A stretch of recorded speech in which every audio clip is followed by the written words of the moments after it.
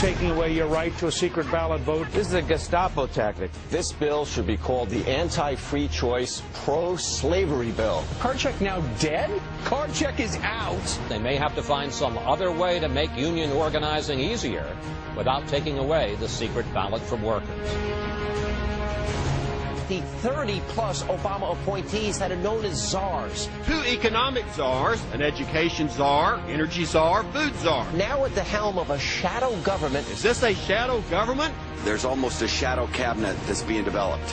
The big question is how much power they hold. There's a big question about how many czars there are exactly. He has more than 30 czars.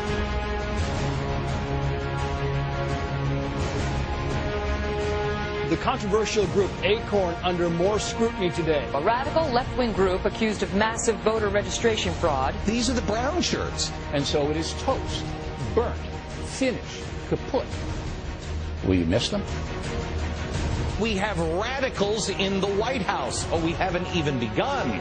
Now the GOP is setting its sights on other Obama czars on the hit list. Cass Sunstein and John Holdren and Carol Browner and Mark Lloyd, and the list goes on and on and on. Kevin Jennings. Statutory rape, and Jennings never reported it. I want him fired. The White House political director is a fellow by the name of Patrick Gaspar.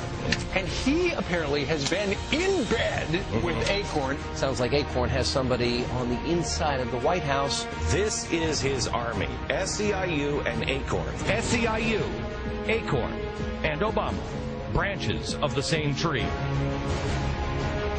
Where are we going to go if this health care gets passed and you know this president is... If there's anything that happens at these town hall meetings, if anybody's hurt, this White House has some responsibility for it. These town halls that's being heavily organized by critics, folks who ran the big famous tea parties back in April. There's also a coded message to what I would call the Looney Tunes, the Fruit Loops on the side. It's really like playing Russian roulette, and once in a while it goes off, and we saw that happen with Dr. Tiller. I think that these calls are incredibly irresponsible. Americans on both sides now are saying, hang on, haven't I seen this movie before?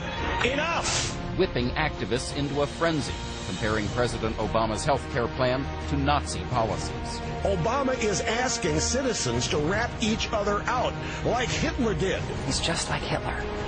And you know what that means he deserves, right? And if they push this through, you need to riot in the streets. This is not going to go on in this country much longer. We're going to have a revolution in this country if this keeps up. Those crazies in Montana who say we're going to kill ATF agents because the UN's going to take over, well, they're beginning to have a case. I want people in Minnesota armed and dangerous on this issue. They're apocalyptic. They feel isolated, angry, betrayed, and besieged. And some of their leaders seem to be trying to mold them into militias. Richard Poplawski killed 3 police officers in Pittsburgh a couple days ago because he thought President Obama and others in the feds were coming to take his guns away. Since Obama took office, there has been a sharp growth in the so-called militia groups, the kind that helped spawn a wave of domestic terrorism in the 1990s. Hello, America. It's your wake-up call.